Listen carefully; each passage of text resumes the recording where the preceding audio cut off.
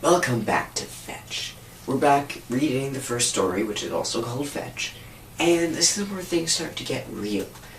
The first book wasn't that crazy. Okay, it wasn't that scary either. But this book is where things start to get a little more serious, and it starts today. One Saturday, a couple weeks before Christmas, Greg was home taking care of Jake, his now usual Saturday babysitting gig. Dare, or Uncle Dare, to both Greg and Jake, thanks to Dare's close friendship with Mrs. McNally, had suggested he come over for a rainy day picnic, complete with yellow smiley-face picnic blanket, some potted plants, rubber toy insects, and a wicker basket full of creative sandwiches like artichoke salad with provolone and raisins on pumpernickel and chicken and peanut butter on rye. Fortunately, Dare knew Greg wasn't as adventurous with food as he was, so he included a couple of ordinary tuna salad sandwiches too. They set up their picnic in the living room, in front of the big picture window overlooking the dunes and the ocean. You could barely see the ocean through the rain, one shade of gray merged with the next. Jake, 4 years old, loved the picnic, but he wasn't keen on the huge rubber spider that lurked near the edge of the picnic blanket. He was so agitated that Greg suggested they put the picnic on hold. He got out 2 spatulas and made a big production of scooping up the spider and putting it in a sealed plastic bag. That wasn't enough for Jake. "Out!" he demanded, pointing a chubby figure toward the door. So Greg put on his rain jacket and went out in the rain. While Dare and Jake supervised from under the shelter of the house, Greg dug a hole in the mud and buried the rubber spider. Satisfied, Jake ate the rest of his picnic lunch without comment. "Good job, boyo," Dare said. Greg enjoyed the praise. He sure never got any from his dad, who, as usual, was working. When Dare was around, though, he didn't seem to mind his father's disapproval as much. His uncle made everything seem better. A couple days before Christmas, Greg and Haiti were talking on the phone about Trent. "He's such a jerk," Greg said. He laid on his bed watching his plants, sending specific thoughts to them like one might send to an REG. Just like in Cleve Baxter's experiments, his plants seemed to be responding well to his latest intentions. "I don't really pay attention to him," Haiti said, "but I know he freaks out Cyril." "Yeah. He needs to be pranked," Haiti said. "I was thinking spiders. I overheard him the other day telling Zach he's afraid of spiders." Greg laughed. "Seriously? I've got a rubber one buried in my backyard. Maybe if the rain stops, I'll dig it up before I come over."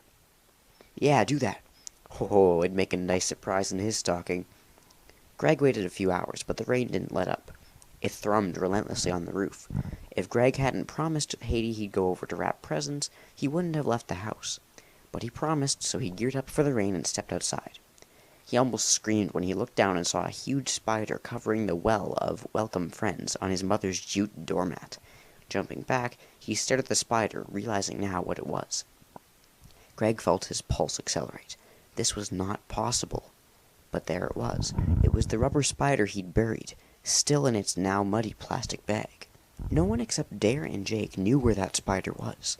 Jake and his family had gone to Hawaii for Christmas, and Dare was on a ski trip with friends. "Wish you could be here for our white Christmas, boyo," Dare had said on the phone the night before.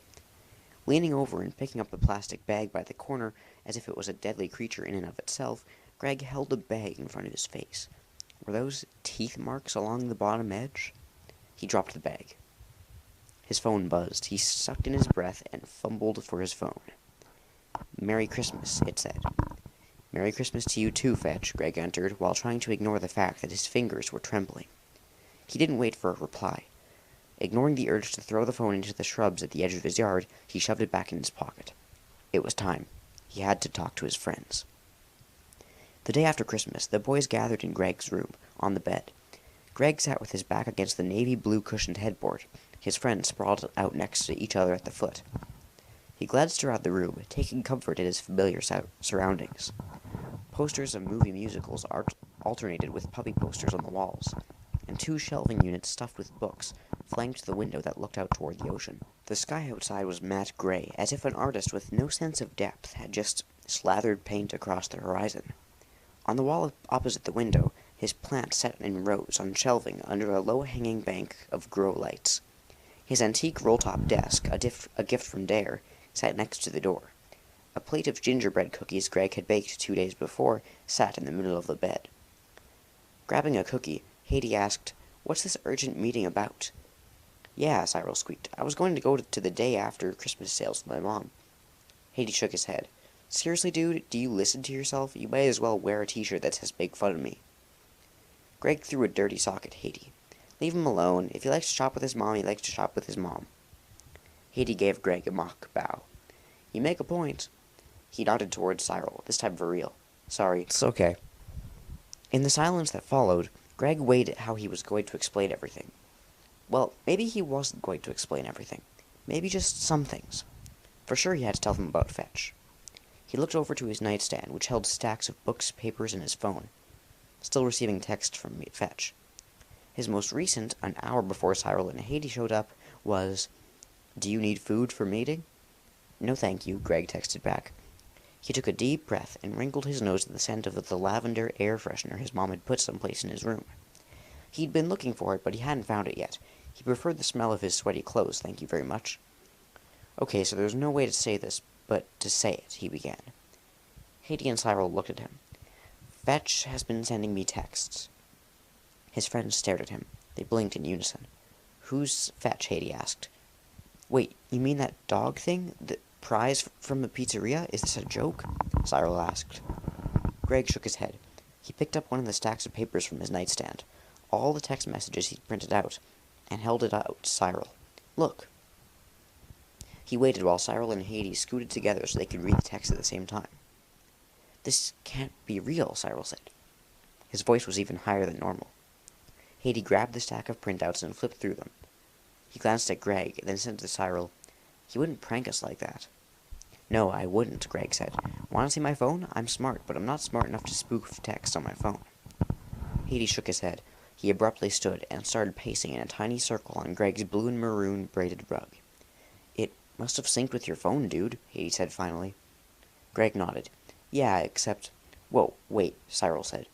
"I'm not a techie, but I don't see how something as old as that animatronic dog could sync up with a modern smartphone. That's just not possible." "Obviously it is, though," Haiti said. "It's not just syncing." Greg reached for the muddy plastic bag containing the spider and held it up. He felt like he should say Exhibit A, but he didn't. "What's that?" Cyril shifted away so fast he fell on the bed with a thud. Greg suppressed a laugh while Cyril jumped up. "Sorry," Greg said, "it's not real." He told them the story of the picnic, and then the appearance of the unearthed bag on his doorstep. Cyril gaped to him, then looked from Haiti to Greg and back to Haiti. "No way." "Let me see that." Haiti snatched the bag from Greg's grasp and examined it. "Those are teeth marks." "No way," Cyril repeated. "Way," Haiti said. "It's like my plants, I think," Greg began. It was time to share what he was sure was behind all of this. Haiti and Cyril stared at him. "What?" Haiti asked. "Have you heard of Cleve Baxter?" Greg asked. Pretty sure they hadn't. They shook their heads. He was a polygraph expert who started doing experiments with plants in the 1960s. "Okay," Haiti said. "So what?" "So, in the 1960s, Baxter had the idea to hook up a plant to a polygraph machine to see if he could measure how long osmosis took. Although he didn't learn a thing about osmosis, he stumbled across something else, something super cool." Greg stopped. Cyril and Haiti were still staring at the spider in the bag. They probably weren't even listening to him, and even if they were, Greg realized there was no way he was ready to tell them his theory. "What if someone was in the building with us, and now they're watching you?" Cyril asked, confirming that he and Haiti hadn't been listening. "What, like a stalker?" Haiti asked. "And he bugged my phone or something?" Greg asked. "That's just crazy." But was it any crazier than what he thought was going on? Greg's phone buzzed. He picked it up and read the incoming text. He dropped the phone on the bed. Haiti and Cyril looked from the phone to Greg. He pointed at it. When they leaned over to look at it, he looked too, and read the text again. E.L. "What's E.L.?" Cyril asked. Haiti went pale. He met Greg's wide-eyed gaze. "Evil laugh," they said in unison. An animatronic dog that wanted to be helpful was one thing. An animatronic dog that wanted to be helpful and had a sense of humor was okay.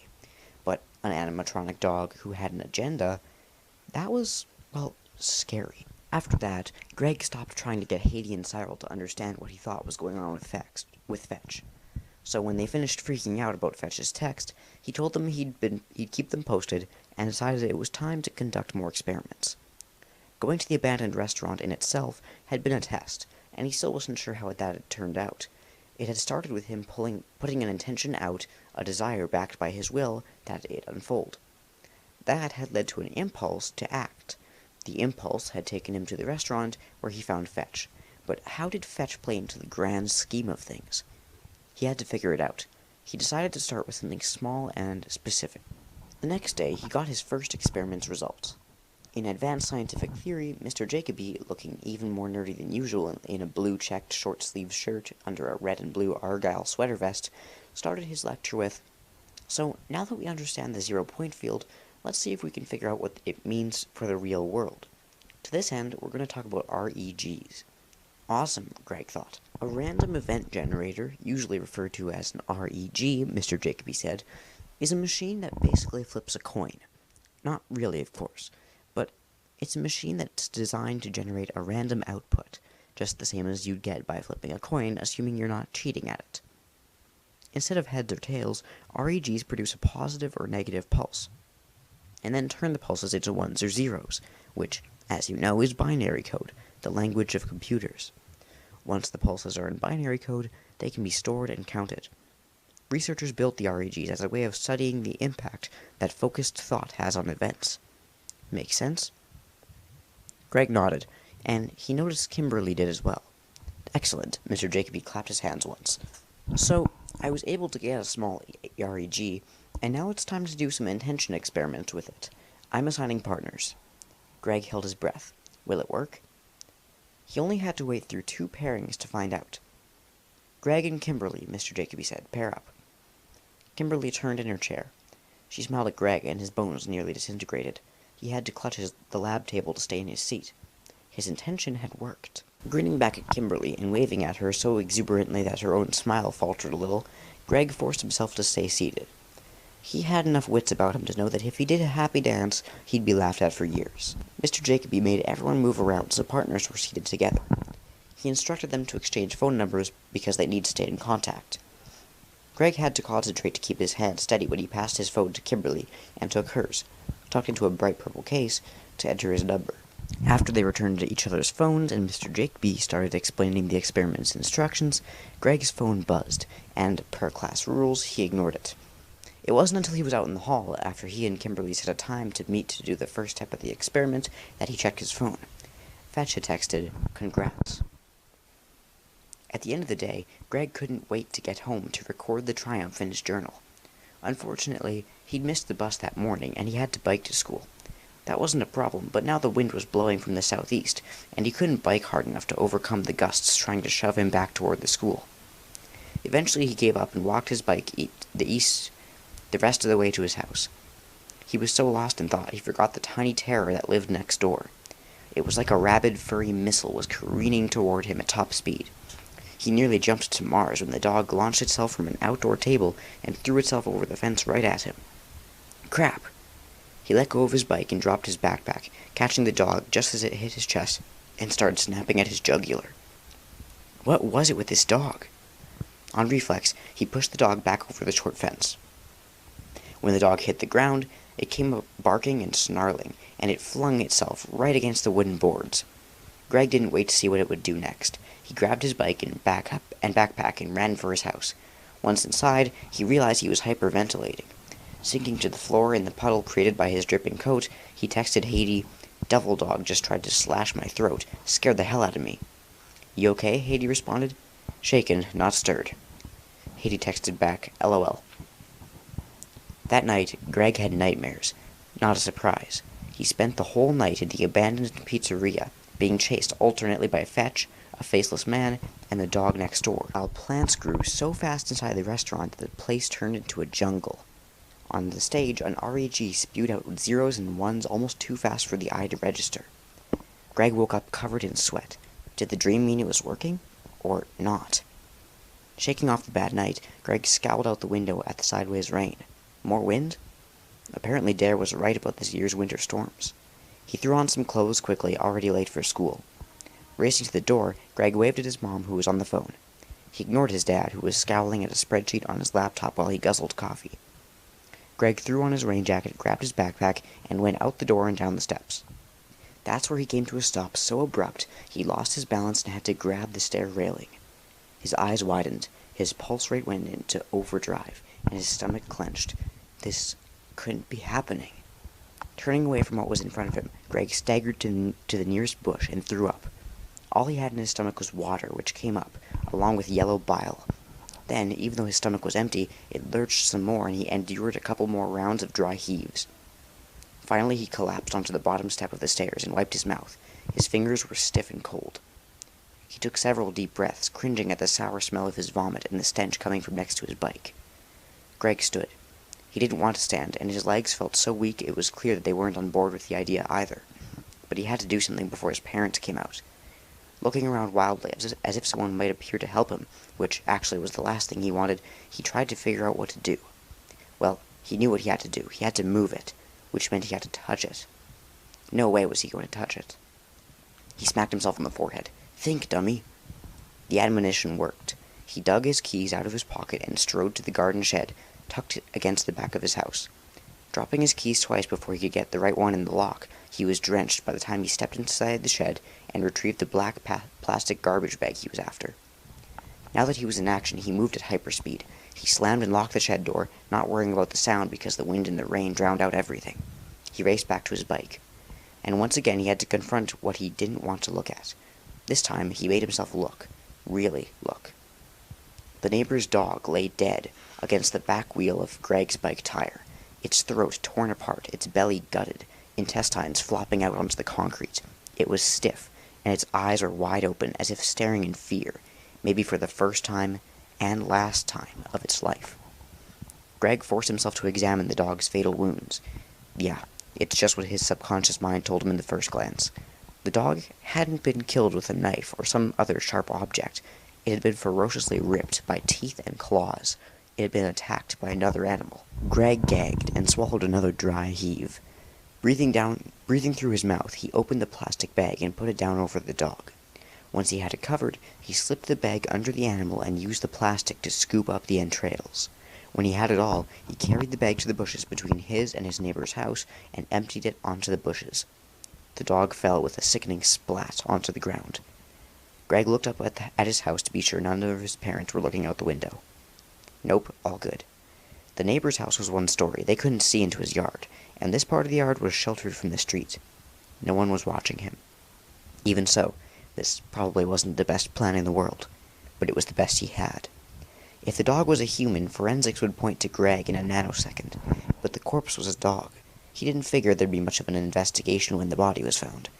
It looked like the nasty little thing had been mauled by a coyote. But it hadn't been. As much as he'd love to convince himself that's what happened, Greg knew no coyote would kill a dog and then pose it next to Greg's bike, because the dog had clearly been posed. Although a little blood from the dog's neck and intestines stained the concrete next to Greg's tire, it wasn't nearly enough blood for the savagery of the dog's wounds. It must have been killed someplace else. No, coyotes had nothing to do with the dog's death. Greg realized he was frozen in place by the bush. He wadded up the plastic bag, trotted to the trash bin under his house, and stuffed it inside one of the bags of kitchen trash. He closed the lid. That's when his phone buzzed. He didn't want to look at it, but he had to. This incoming text was, as Greg knew it would be, from Fetch. YW. Greg was still staring at the screen when another text came in, this one from Haiti. Where are you? He should have been at Haiti's house to catch the bus there 5 minutes ago. He quickly texted, sorry, late. Then he grabbed his bike and pedaled out into the rain, hoping that the wind at his back would help him get to Hades before the bus arrived. Greg spent the day paying very little attention to what was going on around him. Every chance he got, he pulled out his phone and scrolled back to delete old text messages. The spider had spooked him, but the dead dog had terrified him. Fetch had killed the dog to help Greg. What other help would Fetch try to offer? It didn't take long after finding the dog for Greg to conclude that Fetch would do all kinds of nasty things with what Greg had said he wanted. So he tried to find any text in which he had suggested he wanted or needed anything. But the problem was, Fetch seemed to be doing more than accessing old messages or conversations. Fetch seemed to be listening in to Greg's life. How? Greg needed to talk to Haiti and Cyril. He needed their help. Unfortunately, 2 days passed before he was able to convince Haiti and Cyril to help him do what he needed to do. He wasn't able to tell them about the neighbor's dog until after school. Predictably, they were freaked. Cyril wanted to forget as soon as he heard it. Haiti, though, wanted to see the stiff. So he followed Greg home, and they stood together in the rain, staring at the dead dog, which was now a wet, grisly pile of viscera and fur. "I want to go back to the restaurant," Greg told Haiti once they were up in Greg's room. Haiti stared at him. After that, he waved a hand in the direction of where the dead dog lay. "You want to go back?" "Well, want is probably not the right word, but I need to. I have to know what's going on." Haiti shook his head and said he was going home. But Greg was persistent. He hounded Haiti and Cyril relentlessly via text that evening, and in person the next morning, and on the phone the next afternoon, until he convinced them to return to the restaurant with him. After school, they huddled together in the school lobby before racing through the rain to their bus. "It'll still be raining tonight," Greg told them. "Fewer people out." "Yeah, whatever," Haiti said. "We're going to die," Cyril said. Greg laughed. "We're not going to die." So why was his stomach doing somersaults, and why had his heart relocated to his throat? It was a little harder to get away from their families on a Wednesday night, but they managed it by saying they were going to do homework together at Greg's house. His parents, per usual, were out. His mom had taken a part-time job as a front desk clerk at one of the hotels. He wasn't sure what that was about, and he didn't ask. His dad was working late on his most recent build. "I hate the finishing work," he'd complained that morning. "That's when the client always gets nitpicky." The first time they'd gone to the restaurant, Greg and his friends had been armed only with a crowbar and a few flashlights. This time, they'd also brought along kitchen knives, and Haiti stuck his baseball bat in his backpack. It was just as easy to break into the restaurant the second time. Actually, even easier. The surface door lock they'd broken hadn't been repaired or replaced. They just had to pull the heavy door open and slip through. Once inside, they flipped on their flashlights and shined them around. They started with the ground. Clearly they all had the same idea. They were looking for footprints, other than theirs, in the dust covering the cracked blue linoleum floor. Unfortunately, they'd scuffed up the dust so much on their first trip that it was impossible to tell for sure whether anyone else had been here. "Do we have a plan?" Cyril asked when they moved out into the hallway. Greg noticed all three of them were breathing fast. His voice sounded breathless when he said, "I think we should start by finding Fetch." They walked shoulder to shoulder along the hallway. It was much quieter in this building this time because the rain, although steady, was soft. It was foggy, too. That tended to dampen sounds. "So, I found out something about the restaurant," Cyril said. His voice sounded too loud and too forced. "What?" Haiti asked. "This was part of a pizza chain that closed down after something happened at one of them." "What happened?" Greg asked. "I don't know. It took a long time to even find what I found. I just found a reference to it on a message board for people who like to explore abandoned places." Haiti came to a dead stop, his flashlight beam jittering out onto the floor in front of him. "What?" Cyril asked. Greg looked along the illuminated shaft of Haiti's light. Cyril squeaked. Greg couldn't blame him. Dog tracks came out of the pizzeria's eating area and headed toward the lobby. "What the—" Haiti still hadn't budged. "You did turn it on," Cyril said to Greg. "Yeah, way to go, dude," Haiti said. Before Greg could respond, a clatter and crash came from inside one of the closed doorways along the hall. Cyril squeaked again. Haiti dropped his flashlight. "We need to see what's in those rooms," Greg said. Haiti retrieved his flashlight and shined it in Greg's face. Greg squeezed his eyes shut and turned away. "Are you out of your mind?" Haiti said. "Probably, but I have to know what's going on. I'm going to go check it out. You don't have to if you don't want to." "I don't want to," Cyril said. "Fine." Greg dug the crowbar out of his backpack, looked at the knife, and concluded that he didn't have enough hands to hold a crowbar, a knife, and a flashlight. So he got a firm grip on both the crowbar and flashlight, then took 5 steps toward the nearest closed door. He noticed a small sign he'd missed the last time. It read, "Control Room." He stuck the crowbar under his arm and reached for the doorknob. Haiti appeared at his side. "Can't let you go in there alone, dude." He produced the baseball bat from his backpack and gripped it hard. Cyril scurried over. "I'm not waiting out here by myself." "Thanks," Greg said. He turned the knob, took a breath, and threw the door open. He quickly rearmed himself with the crowbar. All 3 flashlight beams sliced through the dusty blackness and revealed a bank of old computer monitors, keyboards, and what looked like control panels filled with dials and knobs. Nothing else was in the room. I don't see anything that could have made that sound, he said. Greg nodded. Let's try the next room. Wait. Haiti crossed to the nearest keyboard and tapped keys. He turned a couple dials on the control panels. Nothing happened. He shrugged. Hard to check. Cyril, gaining courage from his friend, came farther into the room and tapped and pushed buttons too. Still nothing happened. Greg left the room and headed to the next closed door. As he figured they would, his friends followed. The door was marked security, and the room behind it was similar to the first one. More dated computer monitors looked back at the boys blankly. Nothing worked. One last closed door. This one was labeled storage. The sound must have come from in here, Greg said. He reached for the knob, but Cyril grabbed his arm. Wait. Greg looked at Cyril. You never told us what you wanted to do here. Why are we here? Yeah, dude, Haiti agreed. You kept saying you had to see. See what? Fetch? What are you gonna do when you find him? Interrogate him? Reason with him? He's a piece of machinery. Yeah, Cyril said, and when we left him, he wasn't in there. He pointed to the door. Greg didn't know how to explain why he needed to be here. I have to know whether someone else was here and is pranking us. And if it's Fetch, I want to see how it's working. He didn't bother explaining why he had to look in this room. Before they could protest again, he opened the door. And he fell back into his friends. Cyril screamed and Haiti gasped. Staring back at the boys, in the gleaming streams of their lights, were 4 life-size animatronic animals. They were at least 5 times bigger than Fetch, who was about the size of a beagle. Greg recovered himself first. He aimed his light around the room. Every time the beam landed on something, Greg's breath caught. The room didn't just house the 4 characters. It was filled with animatronic parts and character costumes, a whole wardrobe of them. Dozens of pairs of sightless eyes stared back at them through the flashlight transected gloom. Or at least, Greg hoped they were sightless. His friends hadn't spoken since they opened the door. Suddenly, a raspy humming sound filled the room. The boys' lights skittered all over the place, searching for the sound's origin. One of the animatronic characters seemed to move its leg, and then something small, dark, and furry shot out from behind it, arced toward the boys, barked, and then bolted out of the room. Before they could do anything more than gasp in unison, whatever it was disappeared from view. Cyril shrieked and tore from the room. Greg and Haiti were at his heels. This wasn't a thinking moment. That was Fetch that had leaped out of them, wasn't it? It had to be. Even though Haiti or Greg could have hit Fetch, or whatever that thing was, with the baseball bat or crowbar, Greg's brain didn't even consider that. Apparently Hades didn't either. They just had one conscious idea in their heads. Run. As they dashed down the hallway toward the exit, Greg tried not to hear the growling and claw tapping that followed them. He also firmly closed the door on his mind when it tried to ask questions about Fetch. No, not going there.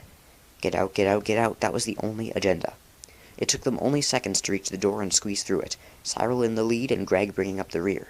Was that a nip at his heel right before he pulled his foot through and shut the door? Without speaking, the boys grabbed their bikes, but just as they did, a whine behind them made them pause. With a shaking hand, Greg aimed his flashlight at the pizzeria. A wet, stray mutt trotted toward them, but when Cyril yelped in fear, the dog veered away into the fir trees that surrounded the abandoned building. It wasn't Fetch. Greg let go of his bike. I don't care, Cyril said. I do, Greg said. I want to find Fetch and figure out what he's doing. I'm going back in. I'm going home, Cyril said. Haiti looked from Greg to Cyril and back again. Greg shrugged, albeit a little shaky, and headed back toward the pizzeria. You can't go in there alone. Haiti let go of his bike too, and followed Greg. He looked at Cyril. The real dog made that noise we heard, and probably the tracks too. Cyril hugged himself, then sighed. If I'm gonna die, I'm gonna come back and kill you both. That's fair, Greg said. The boys re-entered the pizzeria. They stuck close together as they went down the hall, closing the storage room door as they went past. Without speaking, they made their way to the dining area. Their flashlight beams zoomed this way and that, like spotlights. They crossed the room to the prize counter. They only got halfway there before they all paused. They didn't have to get any closer to see what they came to see. Fetch was no longer on his counter. Greg flicked his beam to the floor and then all around the prize counter. No Fetch. Maybe he fell off the counter? Haiti suggested, not sounding particularly convinced of his theory. Maybe. Since neither of their friends moved, Greg took a huge breath and shuffled forward. Let me know if you see anything, he told his friends. We've got your back, Haiti said. Greg wasn't so sure, but he had to know if Fetch was there. Ignoring the trickle of sweat that ran down between his shoulder blades, Greg reached the counter and started tiptoeing around it. Dude, Haiti said, don't you think he would have heard us by now? Greg flinched. Good point. He laughed, but the sound was more of a croak when it came out. So he rushed around the counter and threw his light beam everywhere it could reach. Fetch wasn't there. Greg turned and looked at his friends. Fetch is gone. What are you going to do? Cyril asked. I'm not sure, Greg confessed. Haiti, ever the optimist, jumped in. What if you text him to stop, or to leave you alone? He has to listen to you, right? It's in his programming. Tried that, Greg sighed. It didn't work. Could you give him an impossible task? Cyril asked, like something that would occupy his time forever? Like what? I don't know, I'm just trying to find an easy... There is no easy solution, Greg snapped. I just need time to think. As a unit, the boys headed back out the way they'd come in. No one suggested looking around more, not even Greg. None of them spoke. They just went back outside, got on their bikes, and pedaled hard into the fog that was now so thick the restaurant disappeared into it. They pedaled in silence, only broken by the pattering rain, the swooshing sound of their wheels on the wet pavement, and their panting breath. At the corner where they normally stopped to say goodbye before biking on to their respective houses, no one even slowed. They all just headed for home. Greg understood. None of them were ready to talk about what just happened. Greg wasn't sorry to get home and find his parents were still out. He was, in fact, relieved they didn't see him. When he looked at himself in the bathroom mirror, he was so pale, his features almost disappeared into the blank whiteness of his face. A long hot shower brought color back to his skin, and it brought conscious thought back to his mind. Where was Fetch? Even though he knew Fetch would have to leave the restaurant to dig up the spider and kill the neighbor's dog, Greg had convinced himself Fetch went back to the restaurant when his duty was done. The idea of him being out there, somewhere, lurking. The hair on the back of Greg's neck prickled. Suddenly remembering his phone, he stared at the green sweats he'd left crumpled on the floor. His phone was in one of the pockets. Taking a long breath, he bent over and retrieved his phone, checking for missed texts. Sure enough, there was Fetch's latest text. Hope to see you soon. Yeah, well, I don't hope to see you soon, Greg muttered. Greg didn't allow himself to ask all the questions that wanted to be asked after the latest encounter with Fetch. Instead, he decided to concentrate on school for a change, especially on Spanish. If he didn't get on top of his Spanish homework, he was going to fail the class. So on Saturday morning, he texted Manuel asking if he had time to help him. Manuel didn't respond. Greg shrugged. Okay, so he'd have to muddle through on his own. He opened his Spanish workbook and picked up the pencil. Then he snapped his pencil in half when he realized what he'd just done. Oh no, Greg shouted. He jumped up. He had to get to... Crap, he didn't know where he needed to go. Greg grabbed his phone and called Cyril. I'm not going back there, Cyril said. That's not why I'm calling. Do you know where Manuel lives? Sure, he's about a half-mile up the street from me. That's how we met. He gave Greg an address. Why do you need... I've got to go. Sorry, I'll explain later. Greg shoved his phone into his pocket and tore out of the house. Grabbing his bike, he ignored the steady mist and pedaled as hard as he could.